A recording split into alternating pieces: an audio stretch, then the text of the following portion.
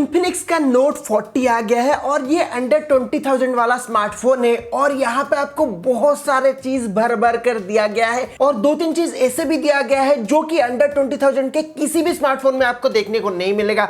तो इसे हम कंपेयर करेंगे दोस्तों OnePlus Nord CE3 Lite के साथ। इसके साथ क्यों कंपेयर कर रहे हैं? क्योंकि ये एक बहुत ही बढ़िया ऑप्शन है अंडर 20,000 के स्मार्टफोन में। तो ये दोनों को इन डिटेल कंपेयर करेंगे, देखेंगे कौन सा बेहतर है, इन्फिनिक्स नोट 40 या फिर OnePlus Nord CE3 Lite। तो इन तक इस वीडियो मेरे साथ बने रहिए। वीडियो अच्छा लगे तो लाइक कीजिए, सब्सक्राइब नहीं किया है चैनल को तो कर दीजिए। तो सबसे पहले दोस्तों इसके डिजाइन के बारे में बात करते हैं। OnePlus का एक डिसेंट सा डिजाइन है। यहाँ पे आपको OnePlus का जो ब्रांड वैल्यू है वो फील होता है। तो यहाँ पे डिसेंट डिजाइन आपको देखने को मिलता है। इन्फिनिक्स एक गेमिंग वाइब देता है। बैक में आपको जो एलईडी लाइट मिलेगा उसके अंदर एक हालो लाइटिंग भी दिया गया है जो कि इसके लुक्स को और थोड़ा बेहतर बना देता है। तो दोनों का लुक्स अलग अलग है। आपको कौन सा अच्छा लगता है कमेंट करके बताइए। तो अभी डिस्प्ले के बारे में बात करते हैं। यहाँ पे इन्फिनिक्स में आपको 6.7 इंचेस का full HD plus AMOLED display देखने को मिल रहा है। अच्छी बात है, अंडर 20,000 में AMOLED मिल रहा है। यहाँ पे AMOLED नहीं दिया गया है दोस्तों। OnePlus में 6.72 इंचेस का full HD plus IPS LCD display दिया गया है। सिर्फ इतना ही नहीं,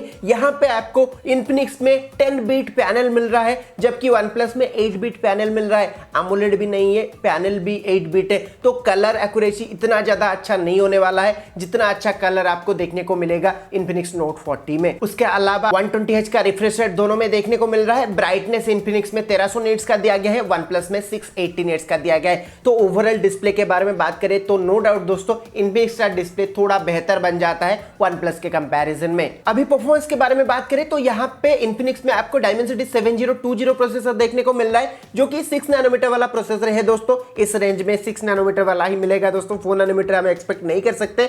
और इसका जो अंतुतु स्कोर है वो आपको 4.6 लाख के करीब देखने को मिलेगा। अच्छा परफॉर्मेंस दोस्तों इसमें आपको देखने को मिलेगा। जब हम OnePlus Nord CE3 Lite के बारे में बात करें तो यहाँ पे आपको Snapdragon 695 प्रोसेसर देखने को मिलता है। इसमें आपको अंतुतु 4.3 लाख के करीब देखने को मिलता है। दोनों में LPDDR4X रैम दिया गया है, UFS 2.2 स्टोरेज टाइप दिया गया है। और दोस्तों यहाँ पे OnePlus में आपको Oxygen OS 13.1 मिलता है जो कि बेस्ड है Android 13 के ऑपरेटिंग सिस्टम के ऊपर, जो 1 साल पुराना स्मार्टफोन है दोस्तों, इसलिए Android 13 दिया गया है। और यहाँ पे Infinix में XOS मिलता है जो कि बेस्ड है Android 14 के ऑपरेटिंग सिस्टम के ऊपर। तो ओवरऑल परफॉर्मेंस को अगर कंपेयर करें तो नेक टू नेक कंपैरिजन है दोस्तों। Infinix में आपको थोड़ा अच्छा परफॉर्मेंस देखने को मिलेगा आज compare to OnePlus Nord CE3 Lite। लेकिन कैमरा में यहाँ पे सीन थोड़ा चेंज हो जाता है दोस्तों। दोनों में आपको बिल्कुल सेम कैमरा कन्फिगरेशन मिल जाता है दोस्तों। 108 मेगापिक्सल का प्राइमरी कैमरा, 2 मेगापिक्सल का डेप्थ सेंसर और 2 मेगापिक्सल का मैक्रो लेंस दिया गया है। और दोनों की जो प्राइमरी कैमरा है इसमें आपको 3x लॉसलेस जूम दिया गया है। लॉसलेस जूम क्यों बोलता है दोस्तों? क्योंकि ऑप्टिकल जूम नहीं होता है दोस्तों। इतने कम प्राइस में इतना ऑप्टिकल जूम देना पॉसिबल नहीं है।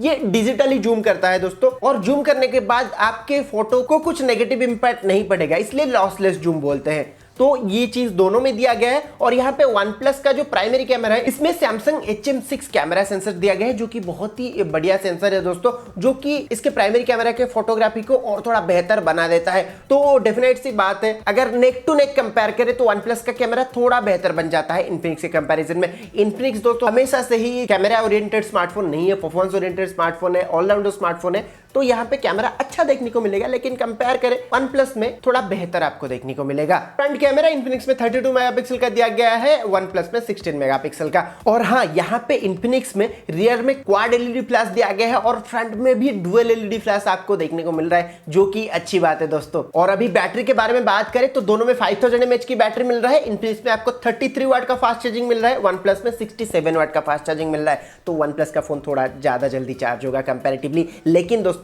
Infinix में आपको इस प्राइस रेंज में वायरलेस चार्जिंग दिया गया है 15 वाट का, जो कि इस प्राइस में कोई भी स्मार्टफोन में आपको देखने को नहीं मिलेगा। बहुत ही अच्छी चीज है दोस्तों। सिर्फ इतना ही नहीं, इसका जो वायरलेस चार्जिंग पैड है वो भी बॉक्स के अंदर मिलेगा, जो कि अगेन बहुत ही अच्छी बात है। और दोस्तों दोनों में 5000 mAh की बैटरी दिया गया है, लेकिन बैटरी ऑप्टिमाइजेशन थोड़ा आपको अच्छा देखने को मिलेगा Infinix में, क्योंकि यहाँ पे आपको डेडिकेटेड चिपसेट दिया गया है पावर मैनेजमेंट के लिए, जो है Cheetah X1। तो पावर मैनेजमेंट इसमें थोड़ा अच्छा होगा आज कंपेयर टू OnePlus। उसके अलावा दोस्तों दोनों में आपको 5G दिया गया है, डुअल 4G वोल्टी दिया गया है, Wi-Fi 5 दिया गया है, Bluetooth 5.2 दिया गया है Infinix में। यहाँ पे OnePlus में 5.1 देखने को मिल रहा है। और बहुत सारी चीज Infinix में दिया गया है जो कि OnePlus में नहीं है।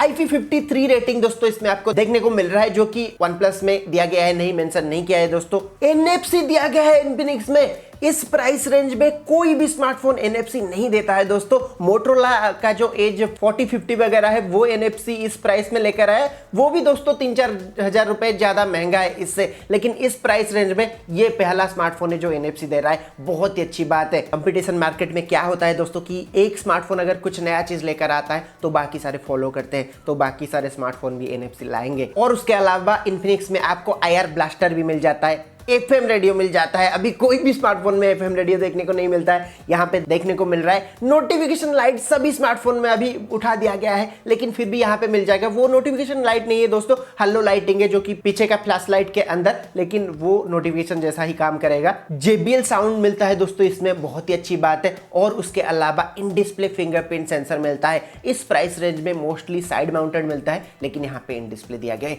बहुत सारी चीज दोस्तों एडिशनल दिया गया है इसके अंदर, वही सेम प्राइस के अंदर। और प्राइस के बारे में बात करें तो इन्फिनिक्स में एक वेरिएंट आता है 8GB RAM 256GB internal storage वाला वेरिएंट, जिसका कीमत है 19,999 रुपीज। लेकिन दोस्तों इसमें आपको 2000 रुपीज का डिस्काउंट मिल जाएगा, तो प्राइस थोड़ा कम हो जाता है। और यहाँ पे OnePlus Nord CE3 Lite का जो प्राइस है 8GB RAM 256GB internal storage वाला वेरिएंट का, वो है दोस्तों 17,999 रुपीज। तो आफ्टर डिस्काउंट इन्फिनिक्स के दोनों का प्राइस सेम टू सेम हो जाता है। लेकिन अगर फिर भी आप कुछ दिनों बाद ही स्मार्टफोन खरीदते हैं, आपको डिस्काउंट नहीं मिलता, फिर भी दोस्तों ये वैल्यू फॉर मनी स्मार्टफोन है। इसमें अगर आप 2000 एडिशनल खर्च करते हैं तो आपको बहुत सारा चीज एक्स्ट्रा मिल रहा है। AMOLED डिस्प्ले मिल रहा है, वायरलेस चार्जिंग मिल रहा है, वायरलेस चार्जिंग पैड भी बॉक्स के अंदर मिल रहा है, NFC मिल रहा है, IR ब्लास्टर मिल रहा है, JBL का स्पीकर मिल रहा है, इन डिस्प्ले फिंगरप्रिंट सेंसर मिल रहा है, बहुत सारा चीज मिल रहा है दोस्तों।